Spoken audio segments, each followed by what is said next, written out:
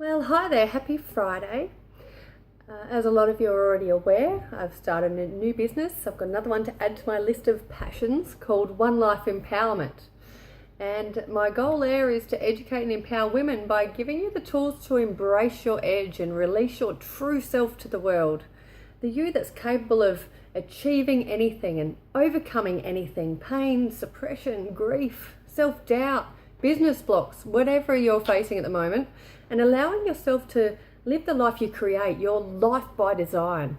I've been inspired by a Facebook friend and sister facilitator, so thank you. I also need to thank my sisters that I was blessed enough to share the journey with. I love you all.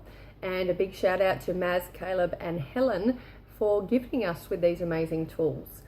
I'd also like to give a shout out to my ladies going through the process right now. I'm so super proud of you, and I love having the privilege to see your strengths and watch you blossom. You are amazing, gorgeous and powerful women. So now I just want to share before we start that I wasn't always a positive person. I saw the good in others, but I didn't like myself at all. I was angry. I was putting myself in bad situations. I was abusing my body. I made poor decisions, and I saw myself as a victim of life, a victim of circumstance. But I'm not going to go into that because that's not me anymore. I now realise that I'm in the driver's seat on my journey. I am accountable, and I know well enough to see when it's time to lady up, to shake it off and get it done. And this is one of those times. So the tools we've been gifted are too amazing to keep to myself. So that's why I'm really keen to share a little bit of what I'm feeling at the moment and really get it out there, especially when I see so many out there that are suffering.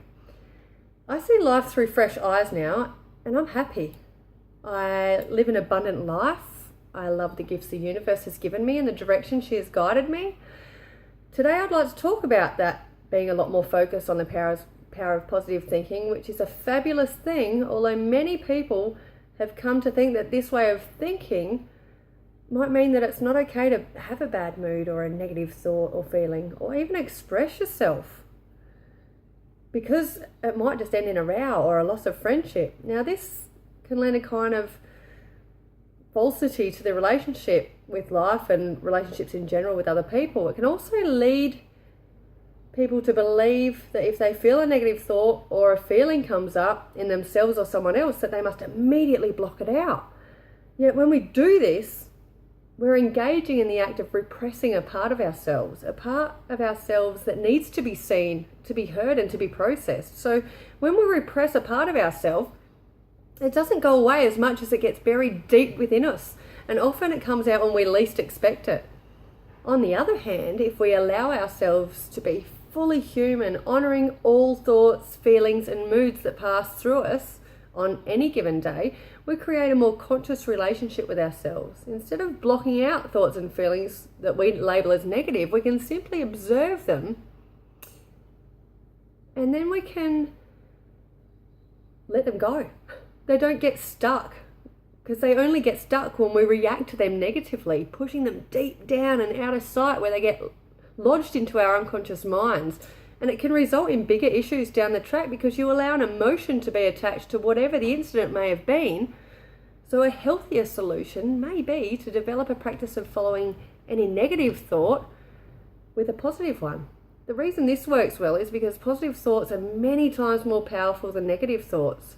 Rather than setting our minds up in such a way that we become fearful of the contents of our own consciousness, blocking out anything less than 100% positive, we might just resolve to develop a friendlier attitude towards ourselves, trusting in our inherent goodness. Because people are inherently good, I like to believe. So when we recognise our inner worth, we just don't sweat the smallies. We have a habit of miscommunication, and in this day and age where the majority of our interactions are predominantly online or via message or whatever tools you utilise, it's easy to take something the wrong way, because we all know you may not always be able to predict tone in text. So it's always better just verbalise it in a kind way. Just see if you got it right before you react. So I was an absolute shocker for this. But once you learn how to detach an emotion from the situation, it's so much easier to be able to have those conversations and not get overly irate about it. Get it out, get it done, and move on. And this is where Creatrix helps women to detach those emotions, to break free from a belief system that may not necessarily be yours to begin with. So we go into situations prejudging the outcome. So we've already hyped ourselves up to think this is going to be rubbish. You know, if you've got a friend that's always negative, that's always down, that seems to find the bad in everything, we tend to tell ourselves, okay, catching up with such and such, better brace myself. You've already set yourself up for a negative interaction. You've set the tone or the intention. So once you've learned the tools Creatrix offers, helps you to understand the role that you play and the power that you actually have over guiding the conversation into the direction that you would prefer it to go. We teach you to respect yourself and love yourself enough to make sure that all your days are as positive as possible.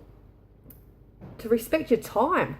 Time wasted is time you'll never get back. So if this person brings you down and you're unable to avoid them and you care enough about the relationship, we show you how you can let them know your thoughts on the time that you spend together, and it's all about the delivery here. So if you convey the message well, said with love, you may just find that the person cares about you enough too that they're going to listen, and maybe they had no idea the impact they were having on the time that you spend together, or may not even realize how negative they really are, because that's a way of life that has given them some reward at some point and they haven't found something to replace it with. So you may just help them to see that there is a light at the end of the tunnel, or to help them hone in on the beauty that's surrounding them, but they may not have seen it in a long time. You may just open the lines of communication enough that you may not only treasure those times that you now have together, but you've taken it to a whole new level because of the openness you share.